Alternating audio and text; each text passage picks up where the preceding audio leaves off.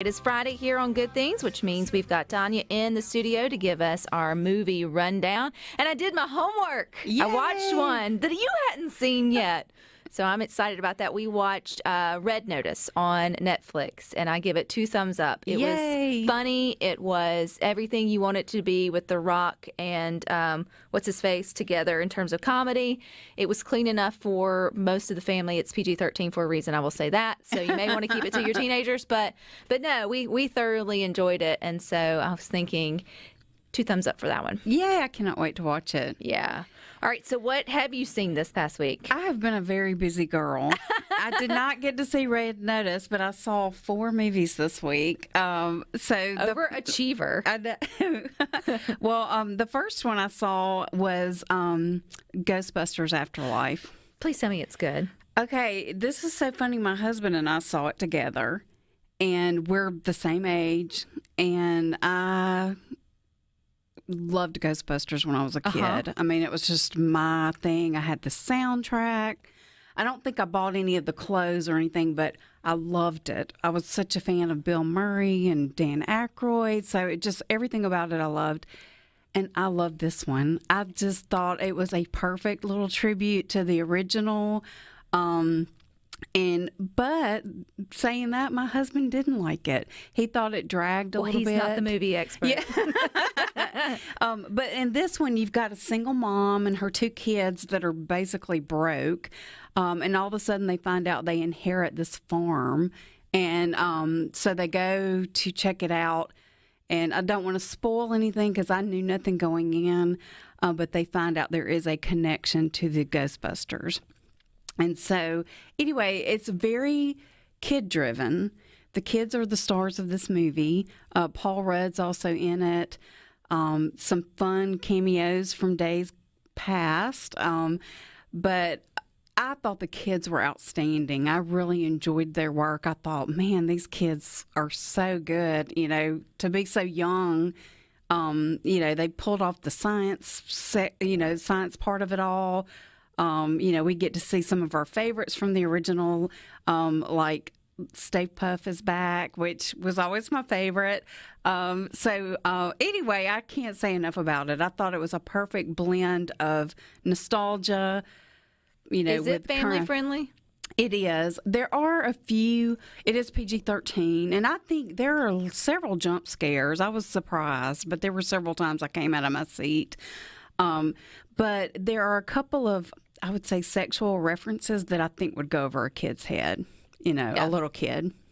But I felt like, I just felt like it was a wonderful love letter to the original. Well, good. Because Yeah. I was hoping, we have our fingers crossed, but my husband and I both enjoy that movie, the original one. Yeah. So I hope that we were hoping that we would enjoy this one as well. Yeah, and Paul Rudd, I've already said he was in it, but he's the sexiest man alive. Yeah, he's very charming in this movie. And anyway, I think it's definitely worth the effort to go see it. Well, good. Yeah, and definitely the special effects were really good, so it's great to see it on the big screen too.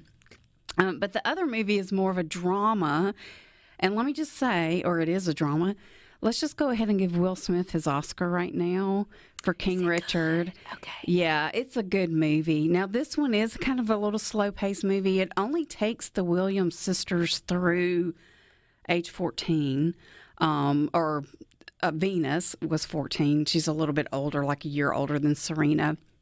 But it's really the story that I feel like resonates with any parent.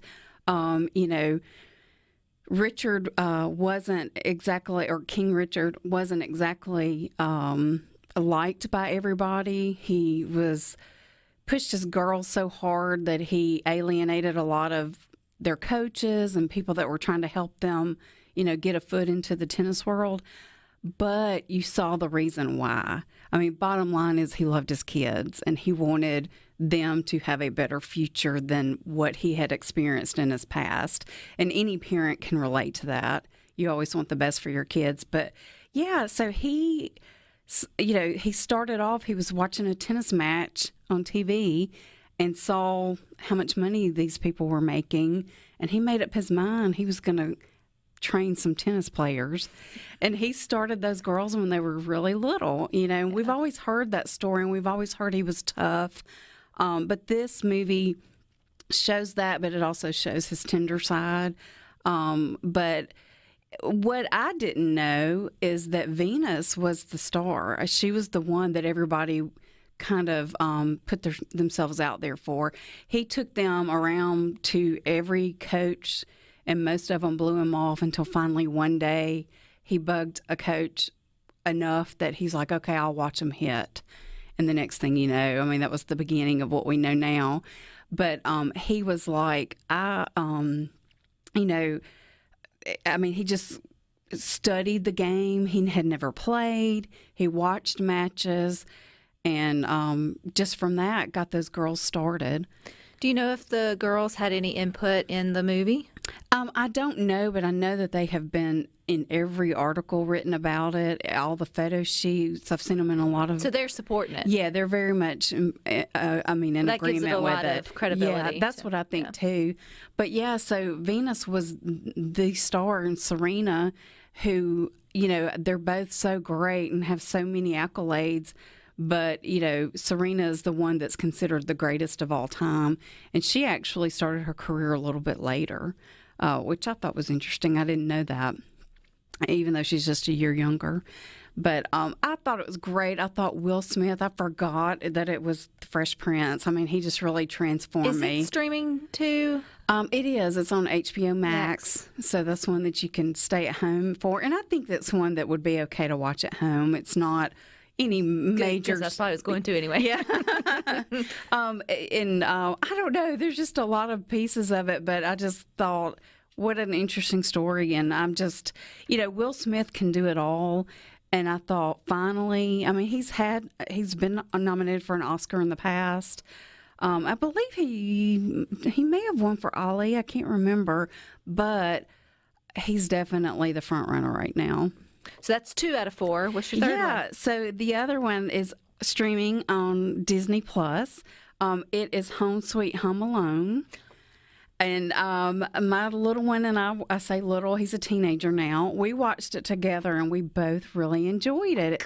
Good. Most of the Home Alone sequels have been kind of duds, but this one's a little bit different. The bad guys are kind of likable. And, even though he's mean to them, just like in the first one, because he feels threatened, it's, I don't know, it's a little different than the first, because you kind of root for the bad guys in this one, if that makes sense. You root for everybody, so that makes it a little different. But, same premise, night before a big trip. Everything's chaotic, and the little boy who has been mouthing off to everybody, and everybody's kind of sick of him, he goes to the garage and falls asleep in the car watching a movie, and wakes up the next morning to find out that he's been left. And they're of course across the country. I think they went to Japan. Across the world. They went really far before they figured out they didn't have their child. But to figure out, and they went in 2 groups, so one thought the other hadn't, that kind of thing. They had to figure out a way to get across the fact that Rhino's always brought up here if Home Alone was in today's time. I mean, you'd have cell phones, you'd have so much technology that you'd have to come up with a way where... Yeah, and the way they got it, of course, he's little, so he didn't have his own cell phone. And they don't have a landline in their house, because who does? So they couldn't get to him. They had just moved to the house. They didn't know any neighbors. Oh, they set it up perfect, yeah. But nowadays you can work around those kind of things. Still, it's probably a good movie. Well, I'm glad to hear that one's good, too, because that was on my list to watch. But real quick, what was the number 4? It's definitely a cute one. I watched the Hallmark movie that was filmed in Natchez. And I thought they did such a great job of showcasing Natchez. It was a cute little story, plot.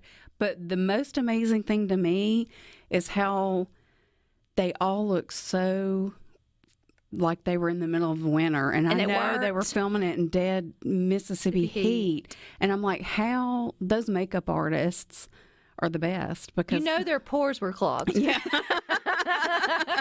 Well, I'm glad because we want to keep a eye lookout for that. But I also saw where the director, what was his name?